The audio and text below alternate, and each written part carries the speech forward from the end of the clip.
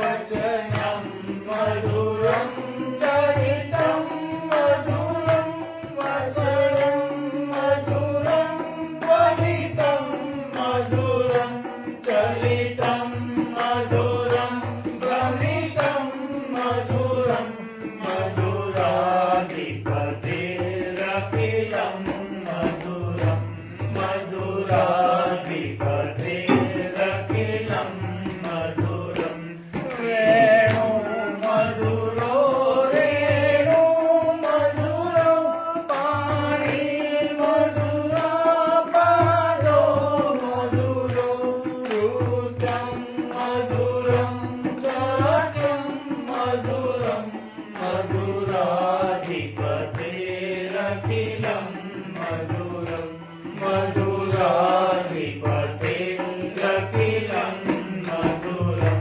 गीतं मधुरं गीतं मधुरं सूक्तं मधुरं सूक्तं मधुरं रूपं मधुरं तिलकं मधुरं मधुराधिपतिरखिलं मधुरं मधुराधिपतिरखिलं मधुरं करणं मधुरं तरणं मधुरं हरणं मधुरं रमणं मधुरं त्वमितं मधुरं शमितं मधुरं मधुराधिपतिरखिलं मधुरं मधुराधिपतिरखिलं मधुरं गुञ्जा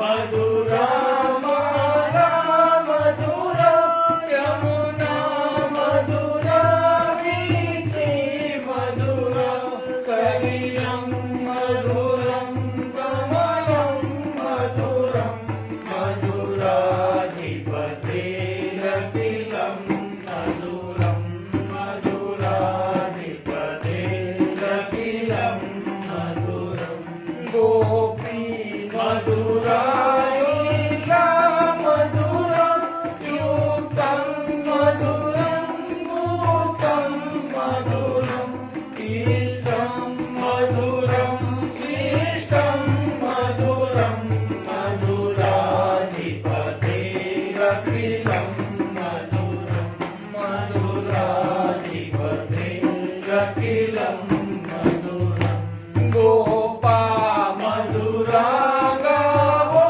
मधुरा यास्मी मधुरा सृष्टि मधुरा ललितं मधुरं फलितं मधुरं मधुराधिपतिरखिलं मधुरं मधुराधिपतिरखिलं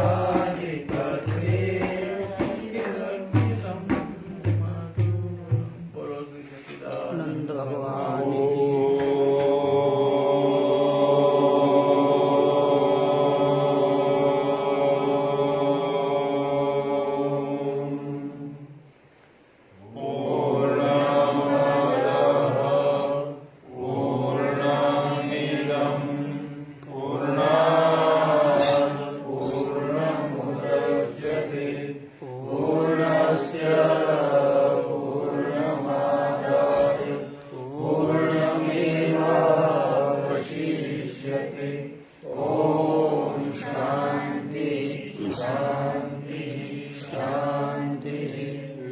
सच्चिदानंद भगवान की जय। श्री सद्गुरुदेव महाराज की गुरुर्ब्रह्मा गुरुर्विष्णु गुरुर्देवो महेश्वर गुरुर्साक्षात् परब्रह्म तस्मै श्री गुरवे नमः।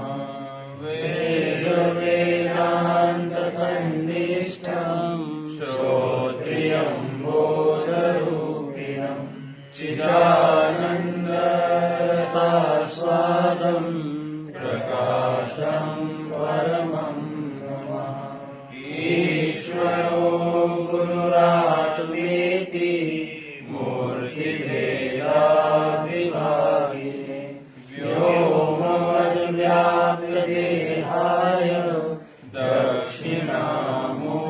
नमः।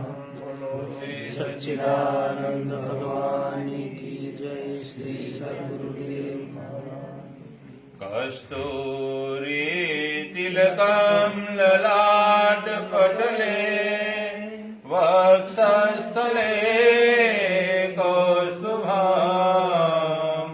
नासाग्रे वरमौक्तिकं करतले वेणुकरे कङ्कणं सर्वाङ्गे हरिचन्दनं सुललितां कण्ठे च मुक्तावली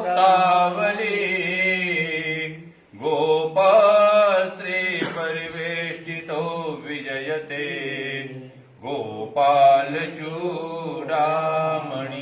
जपाकुसुमसङ्काशं काश्यपेयं महाद्युते तमोरिं सर्वपापघ्यं प्रणतोऽस्मि दिवाकरम्। पूज्य महाराज जी ने सोमवार से लेकर शनिवार तक भारतीय साधना की धारा पर पंडित गोपीनाथ जी के लिखे हुए इस ग्रंथ के आधार से अलग अलग आचार्यों द्वारा परमात्मा किस रूप में हमारे सामने प्रकट होता है, उसका अनुभव क्या है, उस अनुभव को प्राप्त करने का उपाय क्या है, हमारा मन हमारे में कितने टाइम रहता है, हमारा मन दूसरों में कितनी बार जाता है, हम अपने को कब देखते हैं और दूसरों को कब तक देखते रहते हैं। इस सब के निष्कर्ष रूप में महाराज जी ने द्रविड़ करते हुए मन को एक प्रकार का अनोखा रूप देते हुए जागृत अवस्था में लाने का बहुत बढ़िया प्रयास किया है। आपको बताऊं तो आपको भरोसा हो, क्योंकि मैं आपका ही हूं। कई संत महात्मा ऐसा कहते हैं कि कई सालों तक हम अब स्वाध्याय करते हैं, पुस्तक पढ़ते हैं, लेकिन समझ में नहीं आता, और सरलता से, इतनी सरलता से, इतनी सहजता से आपके महाराज जी हम सबको इतना अच्छी जानकारी दे देते हैं।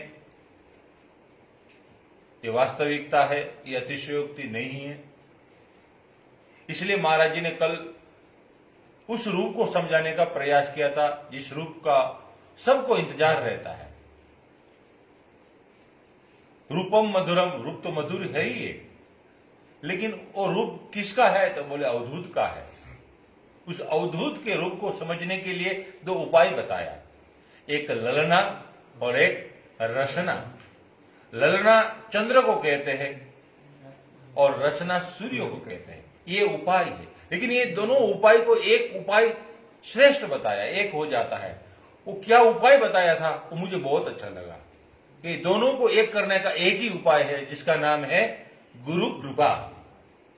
बताया था कल कि गुरु कृपा, इसीलिए हमारे शास्त्रों में कहा गया है कि मोक्ष मूलम गुरु कृपा। दुनिया की कोई ताकत नहीं मोक्ष ऐसे आदमी प्राप्त कर ले, गुरु की कृपा अनिवार्य है। इसीलिए आदमी के कान में ऐसे रस जाते हैं तो गुरु कृपा का रस उसके अंदर प्रवेश नहीं कर पाता। इसलिए कान में से पहले वो रस निकालना पड़ेगा, जो रस को अरस कर देता है, तो अरस को बाहर निकालना पड़ेगा। थकता नहीं आदमी इस कान से सुनने के लिए, लेकिन जो सुनना है उसको सुन नहीं पाता। वो सुनने के लिए अपरा नाम की एकादशी ने व्रत किया था, उस व्रत में बहुत सफलता मिली थी। तो आज भी अपरा नाम की एकादशी है, हम भी व्रत करें कि हम कान से उस परमात्मा का गुणगान सुने, उस परमात्मा का सूक्ष्म शब्द को सुनने का प्रयास करें, तो हमारा भी कल्याण हो सकता है। चलिए प्रश्नोत्तरी की ओर।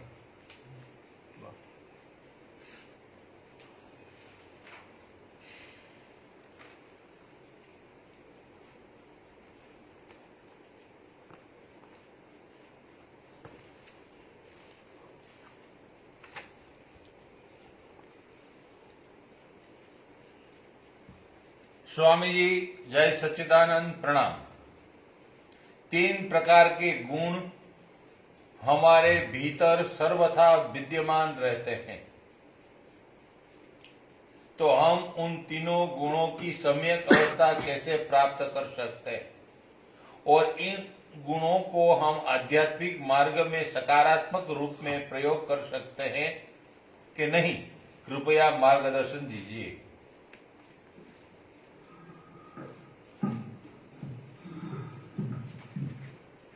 तीन गुण होते हैं, तमोगुण, रजोगुण और सतोगुण। एक गुण सक्रिय रहता है, दो गुण होते हैं। रात को सोएंगे तो तमोगुण सक्रिय होगा, रजोगुण थोड़ी देर तक काम करेगा, फिर नींद आ जाएगी, वो भी शांत हो जाएगा।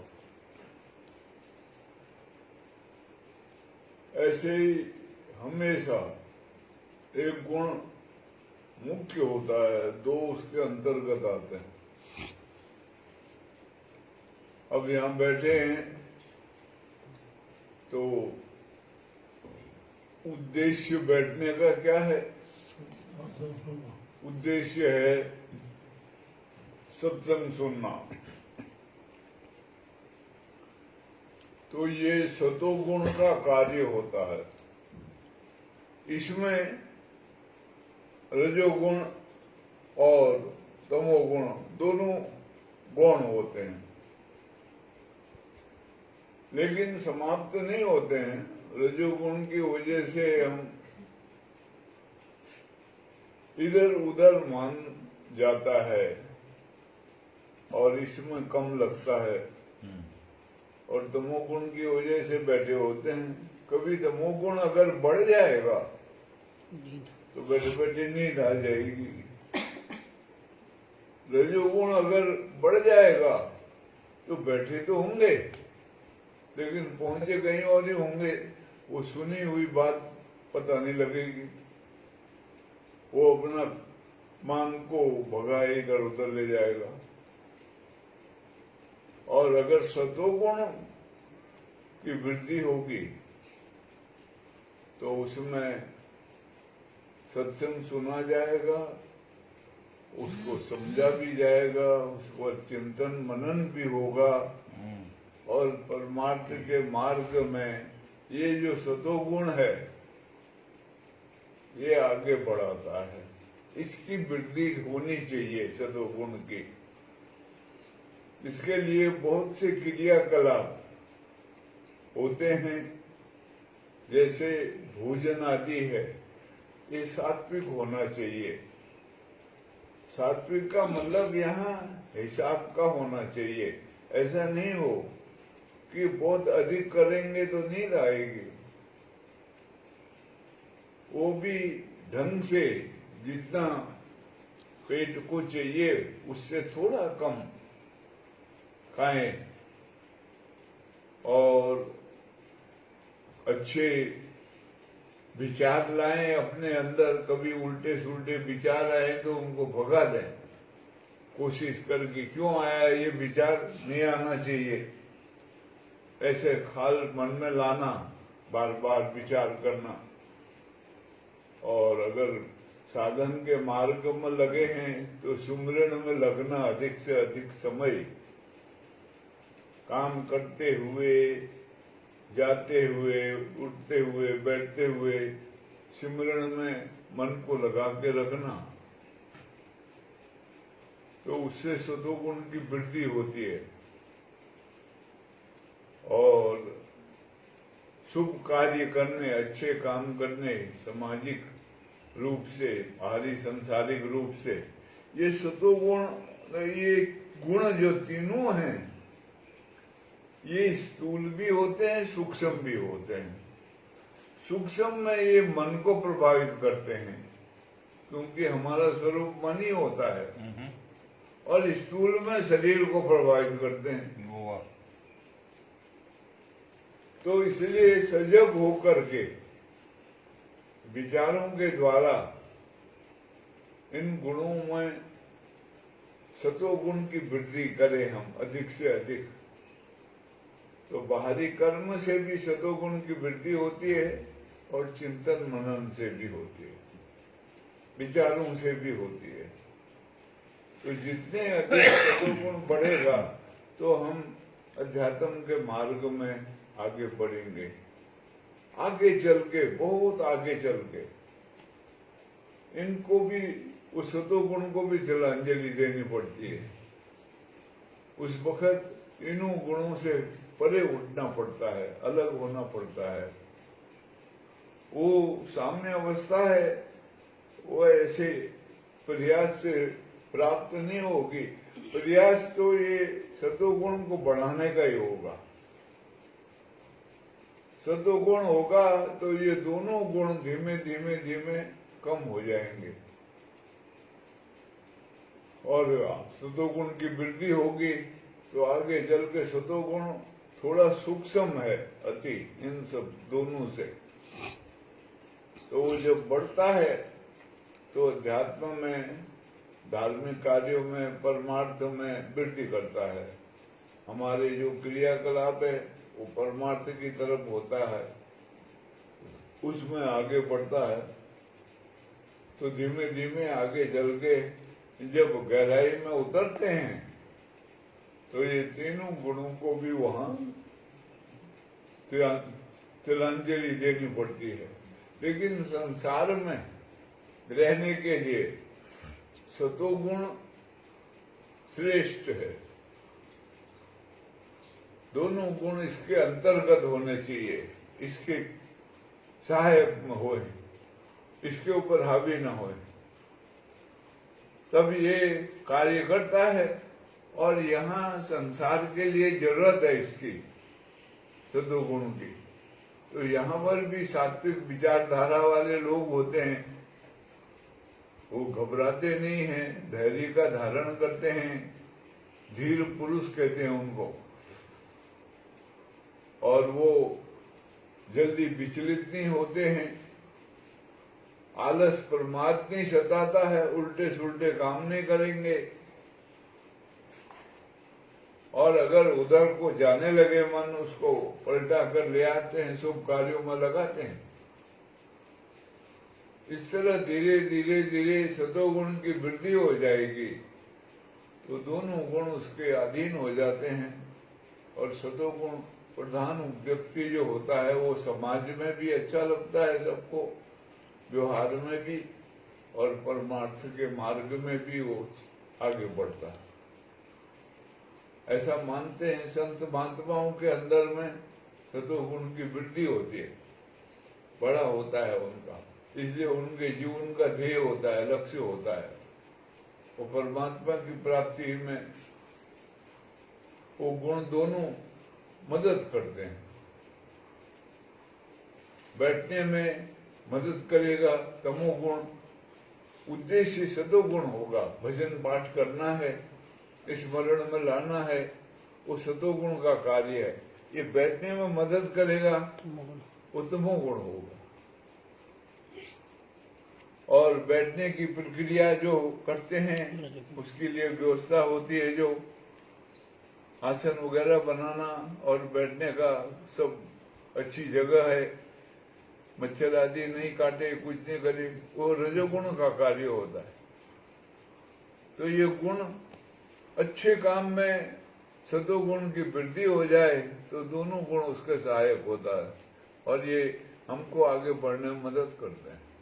हर कोई वस्तु हमारे साथ में है, अच्छी भी है और बुरी भी है। इस्तेमाल हमने करना है उसका, मालिक हम हैं उसके।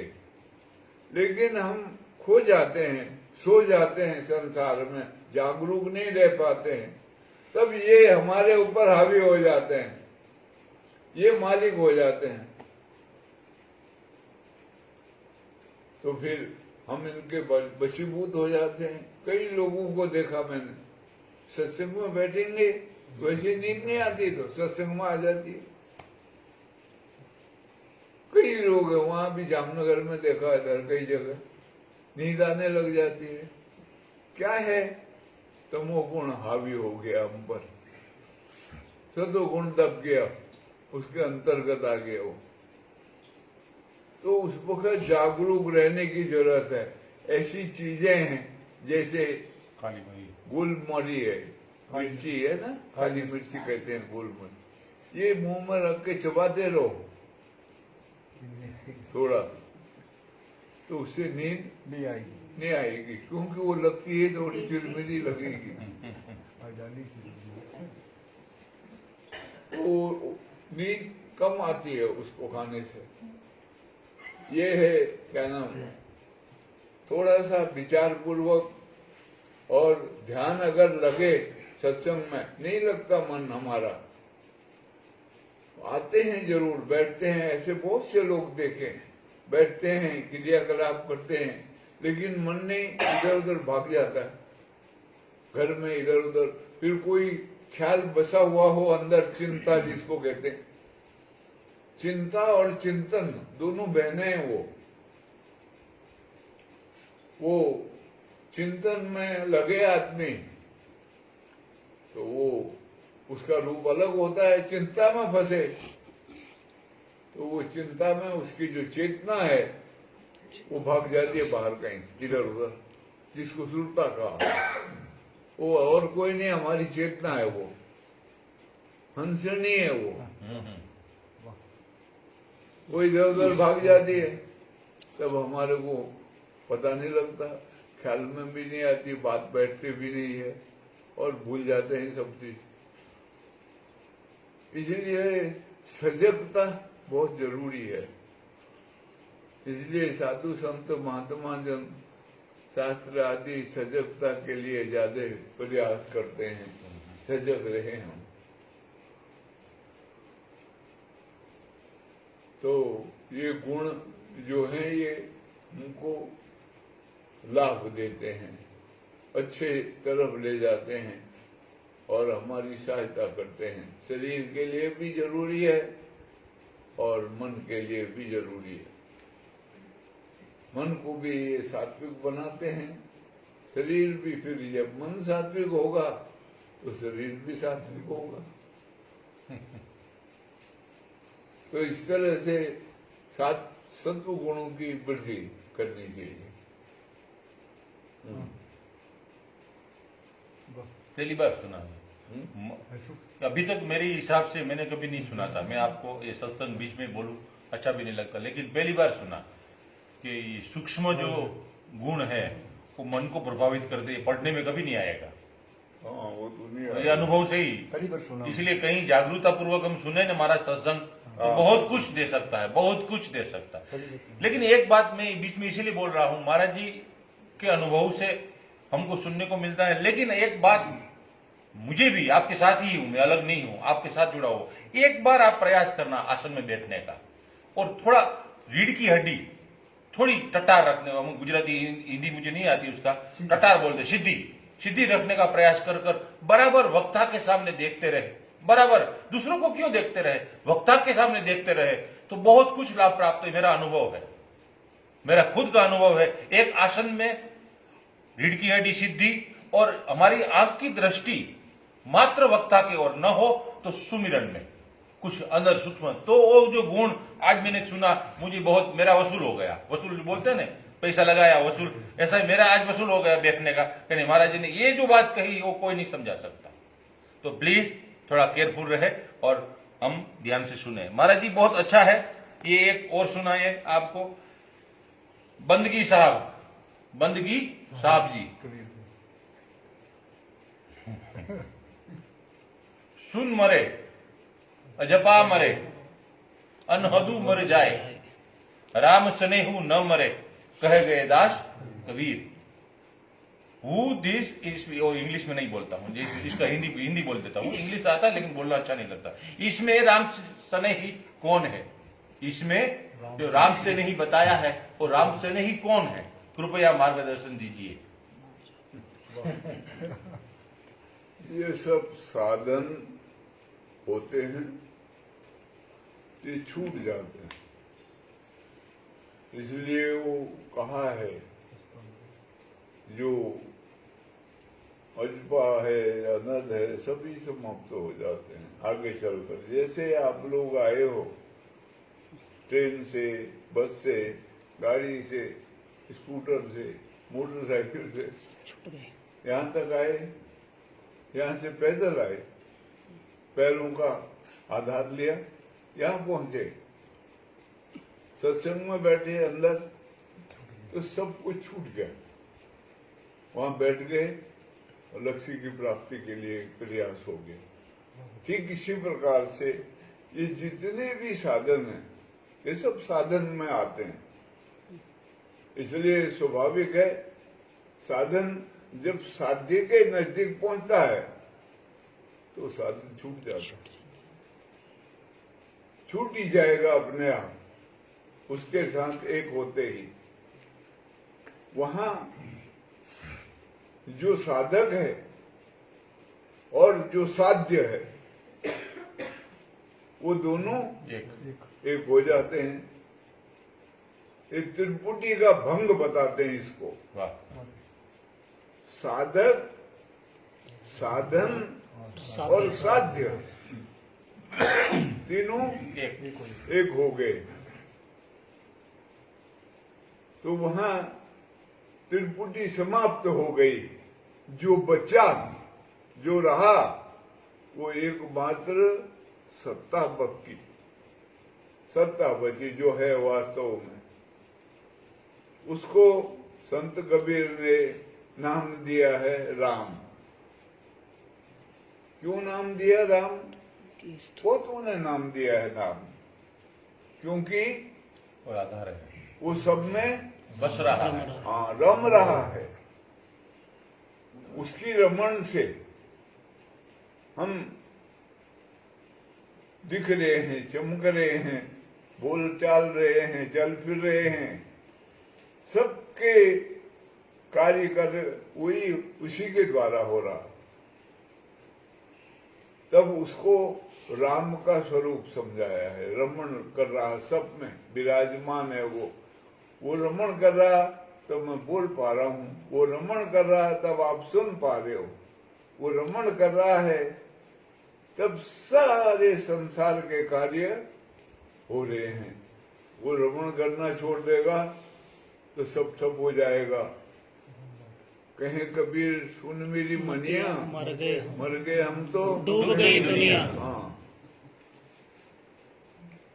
दुनिया डूबती है, हमारे हम डूब गए इसीलिए। हाँ, बस ऐसे तब दुनिया खत्म हो जाती है, महाप्रलय हो जाती है। हमारे मरते ही महाप्रलय हो जाती है। तो इसलिए जो कभी नहीं मर सकता है, उसके लिए ये सब साधन प्रयास हैं, जिसको उपाय बताया था 2 दिन पहले। ये उपाय हैं। उपाय के द्वारा जो जिसको प्राप्त करना है वो प्राप्ति होगी। तो ये सब छूट जाते हैं। यहाँ जो भी किया जाता है वो साधन रूप से होता है, इसलिए साधन का महत्व है। साधक जो है वही साधन करता है, और काय के लिए करता है? साध्य के लिए। साधन, साधक और साध्य तीनों को जब त्रिपुटी भंग हो जाती है, मिल जाती है, तब कुछ भी नहीं रहता है। जो रहता है वही वास्तविक सत्ता है।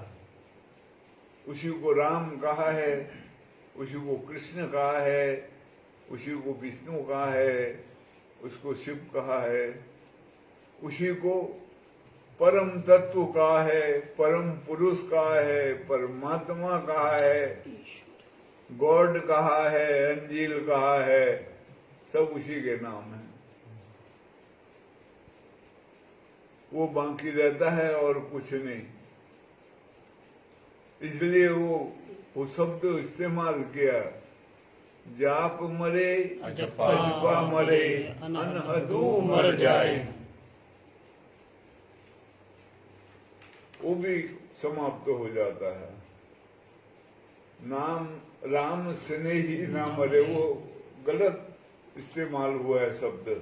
नाम से नहीं है, असल शब्द वो है राम नाम से नहीं ना मरे कहीं कबीर समझाए। ऐसा है वो पूरा वाक्य ऐसा है, जाप मरे अजपा मरे अनहदू मर जाए, नाम से नहीं ना मरे कहीं कबीर समझाए। ऐसा है, वो ठीक से दिखा नहीं गया।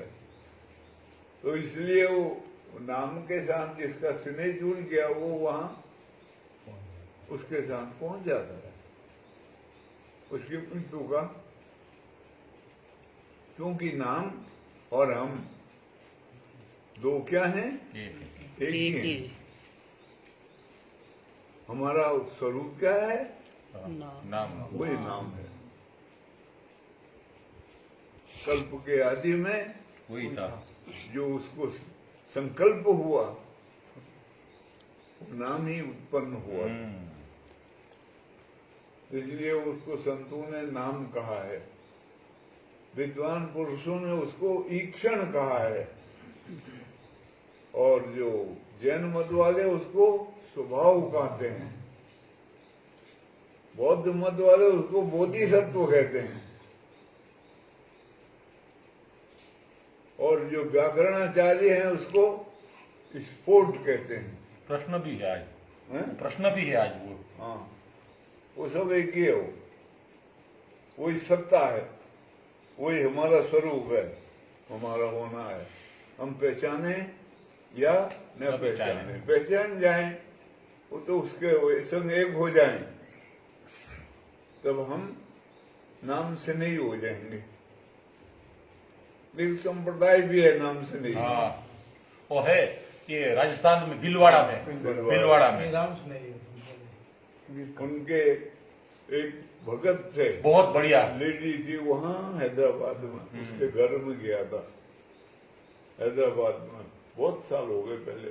ये राम सुखदास महाराज वहां से ही हाँ, निकले। वहीं से थे राम सुखदास जी। पहले राम से नहीं, वो राम से नहीं बना दिया उन्होंने, नाम से नहीं है वो। ऐसा वो दादू दयाल की शाखा है। हाँ जी, हाँ जी, भीलवाड़ा में बहुत बड़ा स्थान है, बहुत बड़ा स्थान है भीलवाड़ा। वो जो नाम इन्होंने दिया है रामदेव महाराज, वो सबसे बढ़िया निज नाम। हाँ, निजी संप्रदाय। इनके जो अनुयायी हैं वो निजिया कहलाते, निज नामी। वो बहुत अच्छा मेरे को लगता है। वो इनके उससे ही वो ऐसा लगता है, बहुत जानकार थे वो।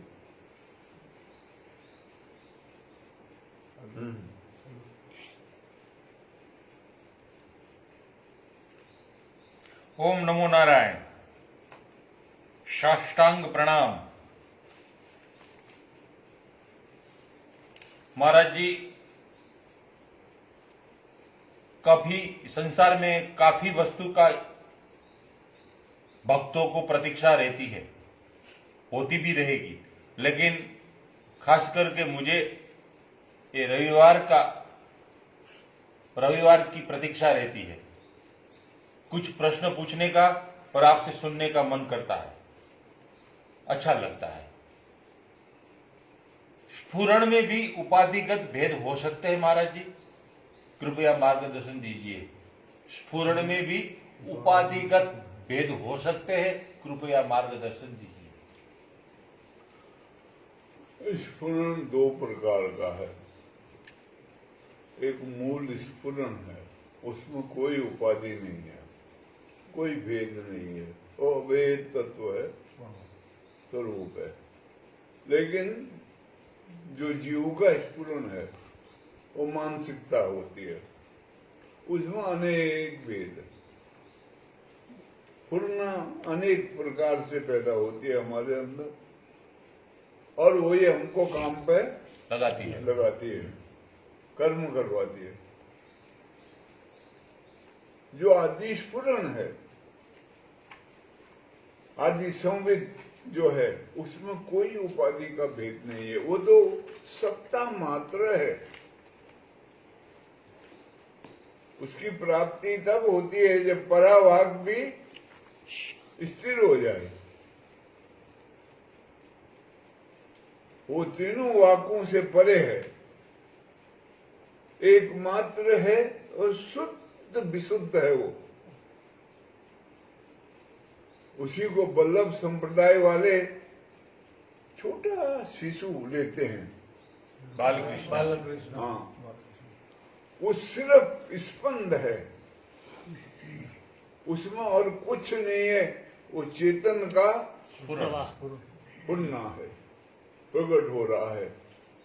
वो उसका आदि पुरुष का स्वभाव है, वाह। वही सब कुछ है। उसमें कोई उपाधि नहीं, कोई भेद नहीं, कोई भाव नहीं।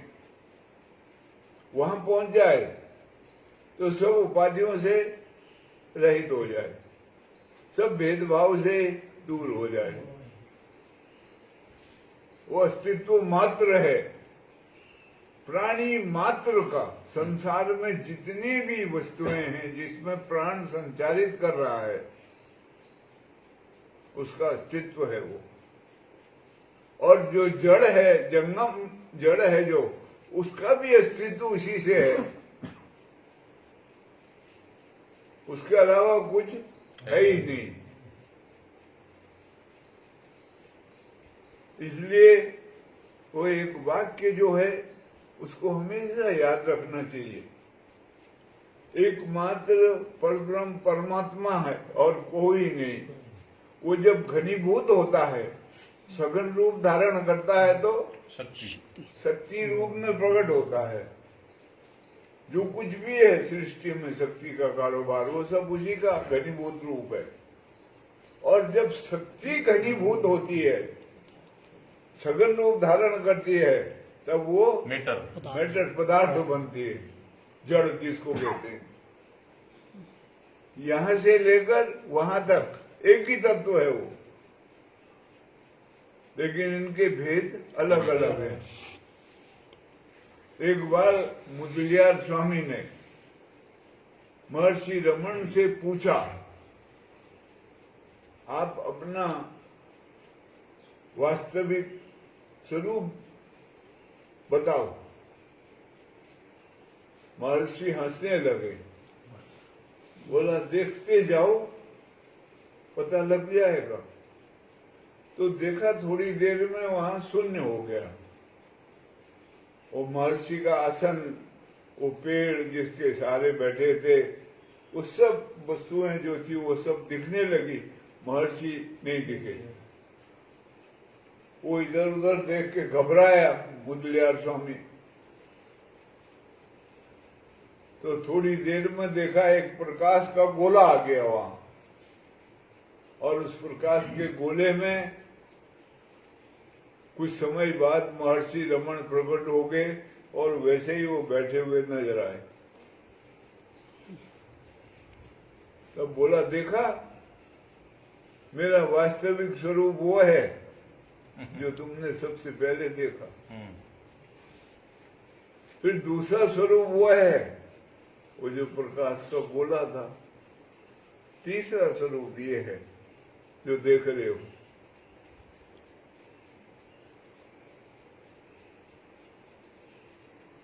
वहां से लेकर यहां तक एक ही है वो, दो नहीं है। लेकिन अवस्था से, भेद से अलग अलग हैं, उपाधियों के भेद से अलग अलग हैं, उनकी अलग अलग सत्ता है। अब ये जो एटम बम बनाते हैं, परमाणु बम बनाते हैं, क्या करते हैं? ये अणु परमाणु को फोड़ देते हैं, तो इतना बड़ा विस्फोट हो जाता है। ये शक्ति का प्रयोग होता है, वो वहां तक ही जा पाते हैं वो, क्वांटम, इससे आगे नहीं बढ़ पाते। वो उसका जो आधार है शक्ति का, उसको नहीं पकड़ पाएंगे कभी भी नहीं।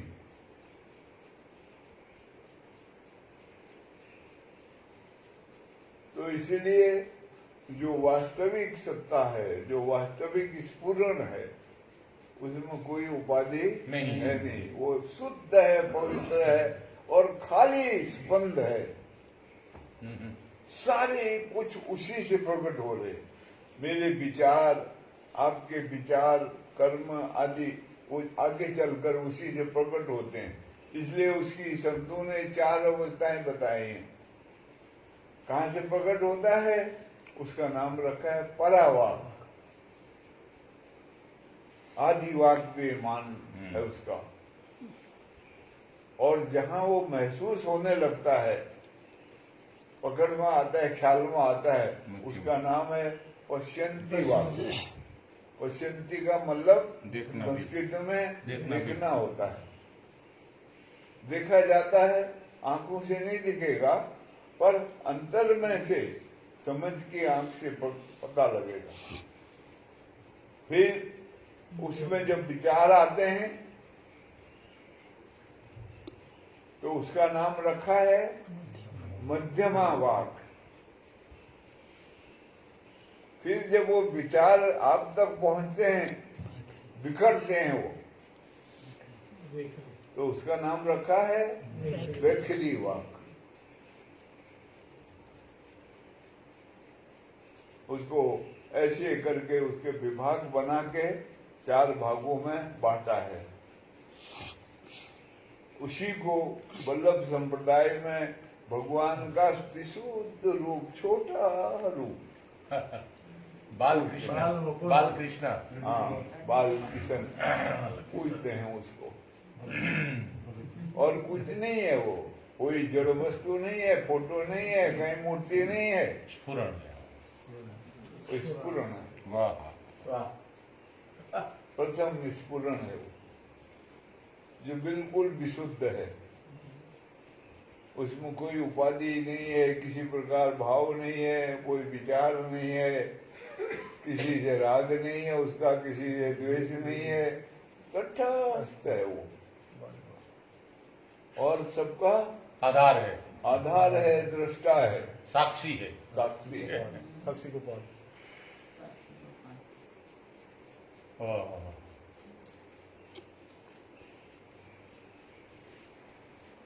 जो मन से है उसमें उपाधि है सब। वो मानसिक फुरना है, वो जीव मात्र की है, यही उसको तय करनी है। ये जो मानसिक फुरना है, ये उस आदि फुरना में बदलनी है, लय करना है, खत्म करना है इसको उसमें। तब सारे कर्म अपने आप समाप्त हो जाते हैं।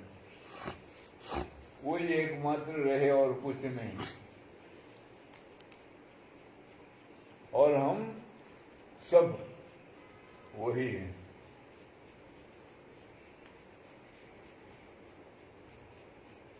कौन है हम?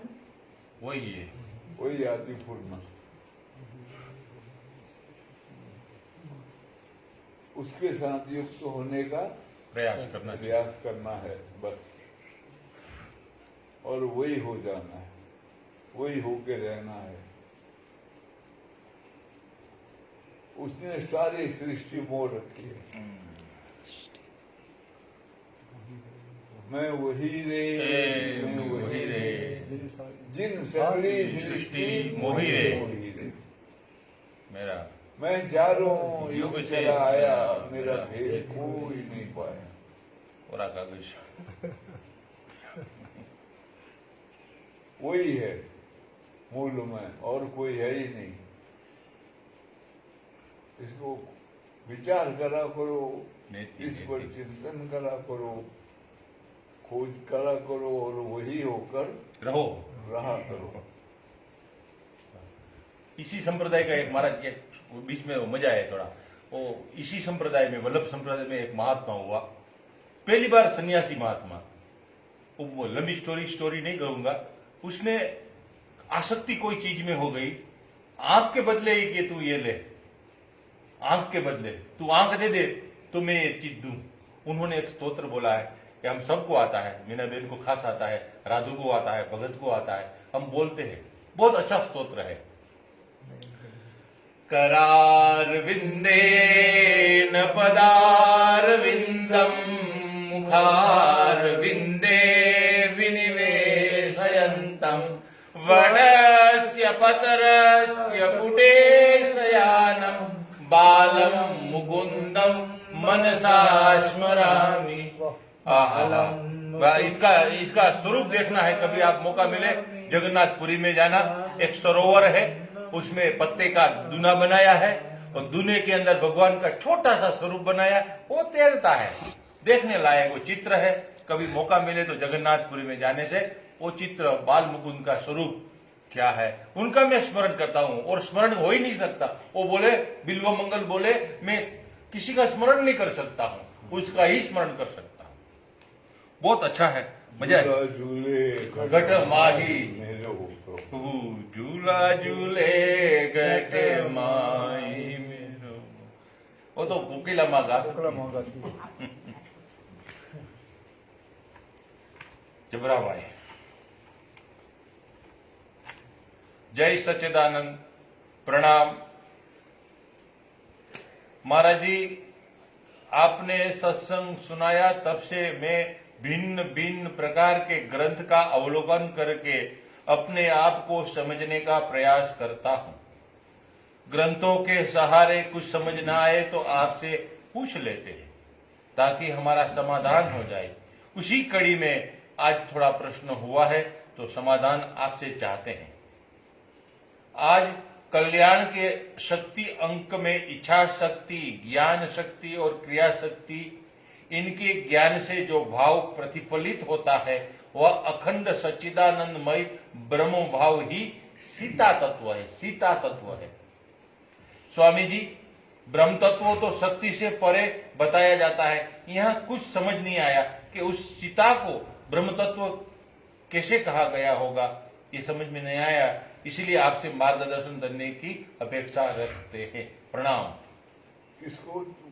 गीता को? नहीं, सीता सीता सीता, सीता, राम और सीता होता है ना, हाँ। तो सीता तत्व को सीता सत्य ऐसा है। अब जब प्रकट होता है वो विस्तार में आता है तो उसके जो स्वाभाविक गुण हैं जो उसमें मौजूद हैं, उसके स्वभाव में, वो ये तीनों हैं: इच्छा शक्ति, ज्ञान शक्ति क्रिया। और क्रिया क्रिया शक्ति। ये गुण होंगे तब उनके द्वारा वो सृष्टि की रचना करेगा। लेकिन जब वो अपने आप में है तो ये गुण जो हैं ये विश्रांत अवस्था को प्राप्त है, उसमें लय हैं। ये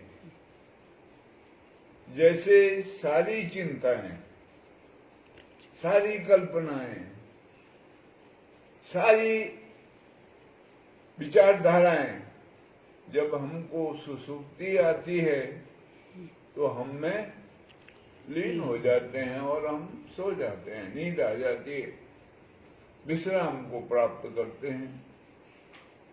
लेकिन जब सुबेरे आंख खुलती है तो फिर ये सब प्रकट होती हैं। कल्पनाएं प्रकट होंगी, चिंताएं प्रकट होंगी, विचारधाराएं प्रकट होंगी, तभी तो हम काम में लगेंगे, तभी हम कार्य करेंगे। ठीक इसी प्रकार से जो मूल में उसकी ये तीन वस्तुएं हैं, उसका स्वभाव है, उसमें लय को प्राप्त होते हैं। वो एकमात्र होता है, उसके अलावा कोई नहीं। जैसे हम सुषुप्ति में होते हैं एकमात्र, और सब हमारे अंदर लय होता है,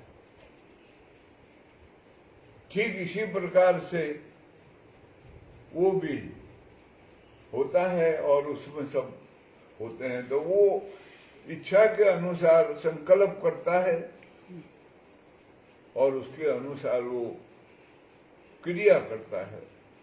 लेकिन उसको क्रिया नहीं कहते हैं, उसका नाम है लीला। लीला। लीला के बहाने सृष्टि की रचना करता है वो, और वो इच्छा शक्ति है। हमारे में इच्छाएं हैं, शक्ति नहीं है, इसलिए हम इच्छा बहुत करते हैं लेकिन पूरी नहीं बाई चांस कभी होती है। प्रयत्न बहुत करना पड़ता है उसके लिए, उसके पास शक्ति है, इसलिए इच्छा शक्ति के द्वारा वो सृष्टि की रचना कर देता है। और काय के लिए करता है तो वो क्रिया बोला है, लेकिन वो लीला है, उसमें क्रिया का वो नहीं आता। क्रिया तब हो जब मेरा अपना कोई स्वार्थ हो। जब मेरा कोई स्वार्थ ही नहीं है तो क्रिया का मतलब नहीं।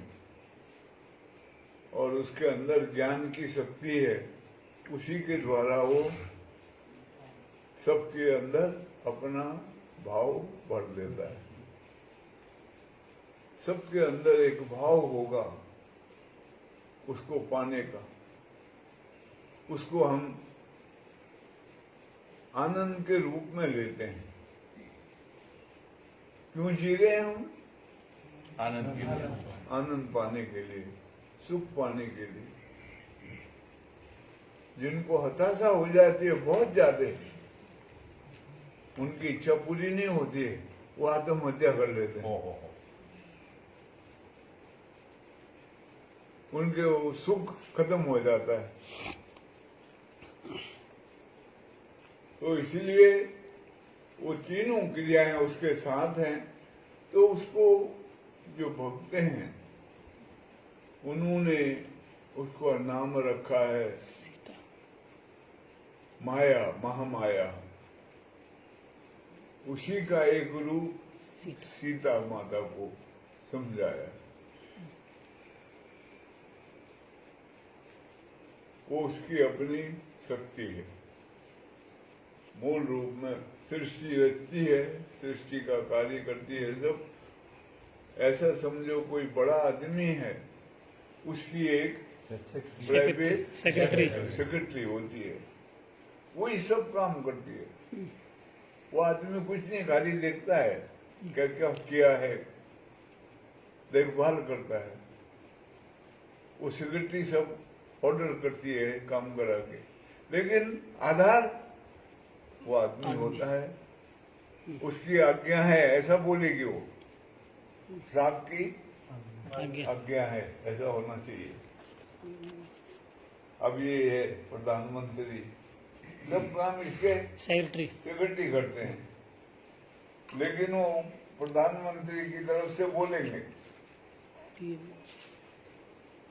उसका एक ऑफिस होता है, पीएमओ। उस ऑफिस में उसके सेक्रेटरी काम करते हैं। वो सब उससे ऑर्डर लेंगे, फिर वो आगे सब काम करेंगे। वो प्रधानमंत्री कुछ नहीं करता है, वो खाली ऑर्डर कर देता है। ठीक है, ऐसे ही वो परम पुरुष जो है, वास्तविक सत्ता जो है, उसकी भी एक सेक्रेटरी है, उसी को महामाया कहते हैं। कईयों ने उसके बारे में बोला है उसकी परछाई है, कई बोलते हैं, लेकिन वो ऐसा है जैसे कागज का पन्ना है। देना तो ये कागज का पन्ना है, ये एक है, ये दूसरा, और दो भी है। इधर से देखोगे एक एक पलटी कर दो, दूसरा आ गया। दो पन्ने हो गए एक के, पर एक ही है ये। इसके रूप दो हैं, इसलिए उसको शिव शक्ति को मेल भयो जब शून्य में से समाई। एक होते हुए भी दो है, और दो होते हुए भी एक है। चने की दाल। ऐसा है, सब काम उसकी जो महामाया है वो करती है, वो कुछ नहीं करता है। लेकिन ये जो ज्ञान, इच्छा और क्रिया शक्ति है, वो उसमें समाई हुई रहती है हमेशा। प्रकट होगी जब, ये तीन रूपों में प्रकट होगी। इसलिए वो गुरबाणी में बहुत अच्छा आया है, एको माई जगत जब तो व्याई तीन चेले प्रमाण, एक एक संसारी, एक भंडारी, एक बढ़िया दीवान उसे जलाए जिसे जो भावे, जैसा हो फुरमान आन, यही फुरना है। पूर्ण है, सब चलाए वो मूल रूप से वही है, गुजरना है। इच्छा शक्ति। तीन चेले प्रमाण है, ब्रह्मा विष्णु महेश। आप सबई जलाए पर नजर ही ना आवे ये कैसा विधान, कैसा ये विधान, सबको वही जला रही कहते हैं, सरप्राइज से बड़ा। पर खुद नजर नहीं आती है। कैसा विधान है, अचरज है बड़ा भारी। बड़ा आदेश तीसरे आदेश, आद अनाद अनील अनाहत जुग जुग एको भेष। आदेश उसे आदेश, उसको प्रणाम है कहते हैं। आदेश का मतलब प्रणाम। उस टाइम ये शब्द था, अभी भी है ये। हाँ है ना, दांतपंथी आदेश आदेश मत्था टेकेंगे तो आदेश कहेंगे। गोरखनाथ की संपत्ति। आज्ञा महाराज कहते हैं हमारे यहाँ। और राजस्थान में जाओगे तो हुक्म हुक्म, हुक्म जी। इसका नाम हुक्म है, इसका नाम ही हुक्म है। हुक्म। ये नंगली साहब में भी महाराज आदेश है। हाँ। आपको बताऊं, नंगली साहब में भी आदेश होता है। आदेश शब्द का प्रयोग कर, जय सच्चिदानंद बोले लेकिन बाद में आदेश वो बोलेंगे, आदेश गुरु गुरु का। हाँ, गुरु का आदेश। देश उठो प्यारे गुरु के आदेश देश। देखने जैसा है। आज वेबसाइट पे शब्द है आदेश। नंगली साहब, आज नंगली साहब ने दादा गुरु के बारे में बहुत बढ़िया दिया है। आज की वेबसाइट वो रोज देते हैं थोड़ा थोड़ा, आज भी दिया है, जबरा दिया है। 5 फोटो डाली है दादा गुरु की। तो वही महामाया को भक्तों ने अलग अलग नाम दिए हैं, तो इन्होंने उसको सीता माता कहा है। और रामानुजाचार्य से कहोगे तो उसको भक्ति कहेंगे।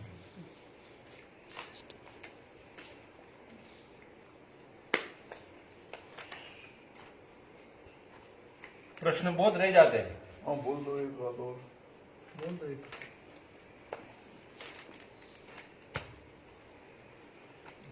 सुबह फोन आए तो हाँ उसमें वो बोल रहे आपका आज का जो वो है प्रश्नोत्तरी है, हाँ, वो सुनते रहने को मन करता है। आप थोड़ा बड़ा तो समय करें। अच्छा तो बड़ा तो 3 बजे से 5 कर देंगे, उसमें क्या है।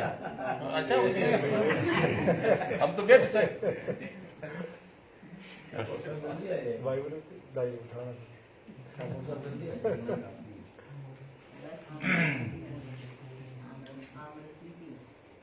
ये आपने जो महाराज ये एक विशेषता है, ये बोलना अच्छा लगेगा न लगे वो भगवान जाने, लेकिन आप जो शंका समाधान में सुना देते हैं वो लगभग प्रश्नों के कनेक्टेड होता है। रेफरेंस ऑफ कॉन्टेक्ट जिसको बोला जाए, सब में टच होता है वो थोड़ा थोड़ा थोड़ा। देखो 5 प्रश्न बोलता हूं मैं अभी, आज के 5 प्रश्न है आज के, वो 5 प्रश्नों में आपको बोल दूं तो आपको लगेगा कि जो आपने सत्संग सुनाया है इसमें सब आ गए। देखना। पहला प्रश्न है, चिदाकाश में मन का स्वरूप आंशिक एवं सूक्ष्म रहता है कि नहीं रहता है? एक। दूसरा है, परावाक आ गए।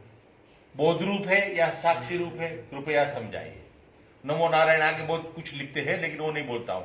अचित रूपा प्रकृति चित रूप स्वरूपा किस अवस्था में परिणित होती है? कृपया समझाइए।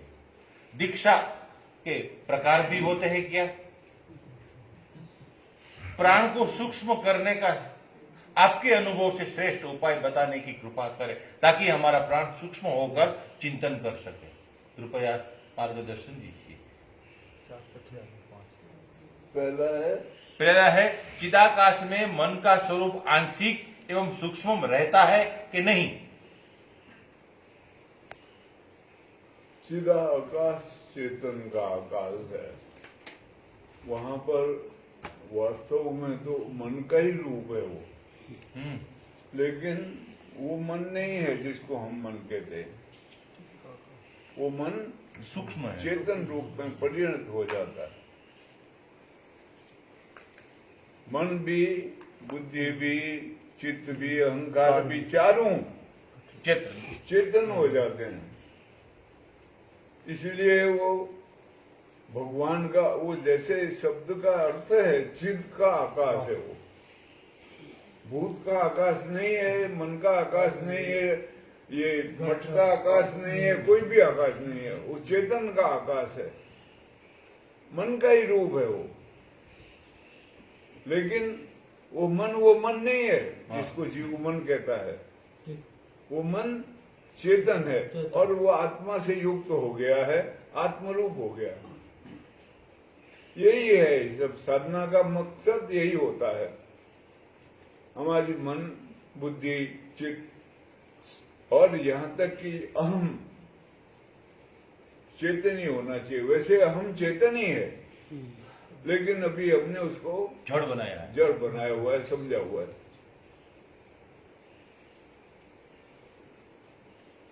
क्योंकि उसके द्वारा ही सब चेतन प्रवाहित होता है। तो वो मन का वास्तविक स्वरूप पूर्ण रूप से जब चेतन होता है, तब वो जो स्थान है, वो जो जगह है जहां पर लीला होती है, इसलिए वहां भगवत कार्य होता है और कोई दूसरी लीला संसार की नहीं होती है। उसको चिदाकाश कहते हैं। वहां से सब निर्जर होता है, वो आखिरी अनुभव की अवस्था है। उसके बाद फिर वो उससे एक हो जाता है, फिर चिदाकाश भी समाप्त हो जाता है। दूसरा है महाराज जी, वो बोल रहे हैं कि दीक्षा के प्रकार हो सकते हैं, है तो कितने प्रकार है? संसारिक दीक्षा अनेक प्रकार की होती है। तंत्र है, मंत्र है, बड़े भारी मंत्रों का प्रचार है। ये आसाराम बापू दीक्षा देता था, 6-7 किस्म की इकट्ठे ही देता था। वो कोई खड़ा हो, कृष्ण को मानता, वो हाथ खड़ा करे तो उसको खड़ा करके बोलता था, तुम ओम नमो भगवते वासुदेवाय जपना। किसी को कहता था हाथ खड़ा करो, उसको बोलता श्री राम जय राम जय जय राम। किसी को कहता ओम नमः शिवाय। ऐसे ऐसे वो 6000 आदमियों को दीक्षा दे दी इकट्ठे, पंचकुला में, यही चंडीगढ़। तो ये दीक्षाएं अलग होती हैं, इसको भी दीक्षा ही कहते हैं। अभी ये जो है मोहित के पिता न, वो सामंत के पिता माता, हाँ, वो उसके अनुयायी थे पहले। अभी मोहित भी जाने वाला था वहीं, इसको इसके पिता ने रोका, बोला ये क्या देंगे ऐसे दीक्षा यार, जाके वो स्वामी जी के पास चले गया था। तो ये यहाँ आया फिर मेरे पास, और नीचे से 3.5 ईंट ढुलवाई इससे मैंने, शाम को दीक्षा दी और खाना नहीं दिया, व्रत रखना। इसका बुरा हाल हो गया था।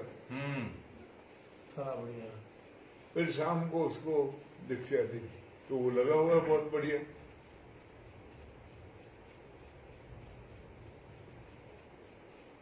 तो ऐसे सांसारिक रूप से तो अनेक प्रकार की दीक्षा है, वो दासबोध में बहुत वर्णन किया हुआ है। लेकिन वास्तविक जो है अध्यात्म जगत की दीक्षा, वो तो एक ही है सबकी, इसलिए सभी सयाने एक मत।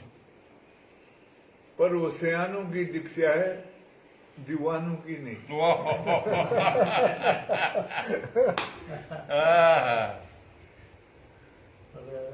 हाँ, वाह वाह, दीवाने बिना वो होगा नहीं काम, दीवाना तो बनना पड़ेगा।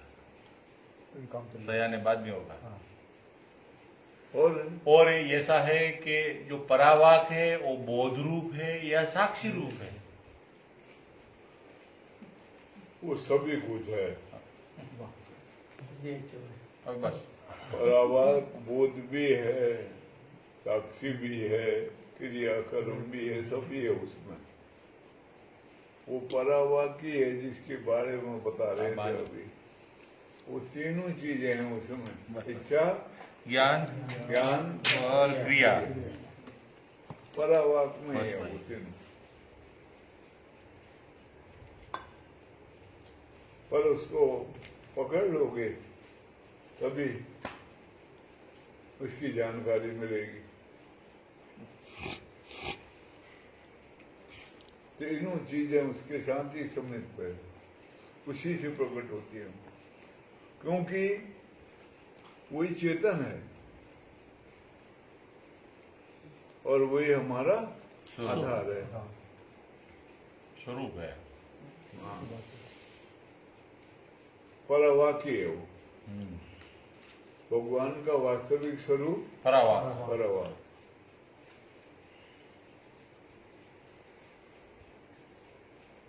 और एक है अगले गुरुवार को बहुत इमारत करेंगे, अगले रविवार को।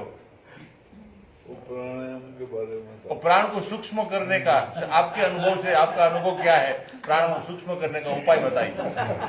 हाँ, मेरा अनुभव तो मेरे काम आएगा, तुम्हारे काम आएगा नहीं वो। और प्राणायाम आदि करने से प्राण सूक्ष्म होता है। इसके दो रूप हैं, स्थूल है बाहर से रेचक, पूरक और कुंभक। ऐसे और भी अनेक प्राणायाम होते हैं। भस्त्रिका एक प्राणायाम है, हाँ, उसमें भी प्राण सूक्ष्म होता है। काकी एक प्राणायाम है, भुजंगी एक प्राणायाम है, कई प्रकार के प्राणायाम है। ये प्राणायाम से भांवरी एक प्राणायाम है, वो यहाँ भौरे की तरह करा जाता है। तो कई प्रकार के प्राणायाम है। उसमें ये जो है मुख्य रूप से वो सुबेरे को रामदेव भी बताता है। रेचक प्राण खींचना ले जाना पूरक कहलाता है, फिर छोड़ना वो रेचक कहलाता है, फिर रोकना वो कुंभक कहलाता है। इससे प्राण सूक्ष्म होता है। दूसरा फिर आंतरिक है प्राणायाम, उसमें प्राण सूक्ष्म मुश्किल से पकड़ में आएगा, वो अतिशय सूक्ष्म हो जाता है। लेकिन वो ऐसे बताने से कोई फायदा नहीं होगा, वो करने से होगा। मैं बताऊं तो उससे आपके काम का नहीं है वो।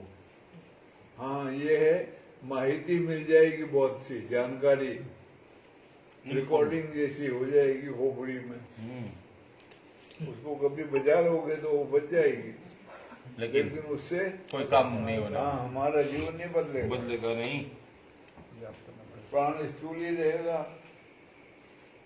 तो स्थूल कार्य होंगे हमसे। प्राण सूक्ष्म होगा तो सूक्ष्म कार्य होंगे। जैसे प्राण ऐसा काम ऐसी प्राणी, प्राण के अनुसार ही प्राणी होता है। भैंस का प्राण सबसे स्थूल होता है।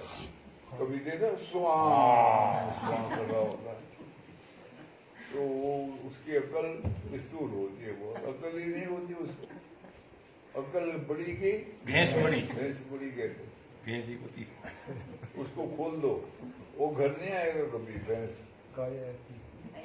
सारे जानवर घर आ जाएंगे, भैंस नहीं आएगी, जमते रहेगी। महिष मर्दिनी, उसको लाना पड़ता है। महिषी है ना, योनि भी है। क्या है टिप्पणी में क्या होगा महिषी। ये पहलवान होते हैं, अभी वो एक पहलवान अंदर ठोक रखा है। सुशील इनके भी श्वास बहुत भारी होते हैं, इसको बोलते हैं। सुशील कुमार। बहुत अन्न खाने से श्वास स्थूल हो जाता है। बहुत अच्छा है वो वाक्य, बहुत अच्छा है। प्रोटीन नहीं दिए भोजन लिमिट का होना चाहिए खाना, तब प्राण सूक्ष्म होता है, अन्न बहुत प्रभाव करे। प्राण स्थूल होता है ज्यादा तो पुर्राट होता है, नहीं रात को सोए पुर्राट मारे को दूसरे को भी सोने में। हाँ, अरे महाराज जी यहाँ तक लिखा अन्येषु न विश्वसयेत्, शास्त्र में लिखा है कि ज्यादा भोजन करता है उस पर विश्वास नहीं करना चाहिए, ऐसा लिखा है। न विश्वसयेत् लिखा है। हाँ, वो बुद्धि कमजोर होती है। हाँ, भोजन ज्यादा करने वाले की बुद्धि कमजोर होती है। चिंतन उसका ही रहता है 24 घंटों, क्या खाए क्या नहीं, यही चिंतन रहता है।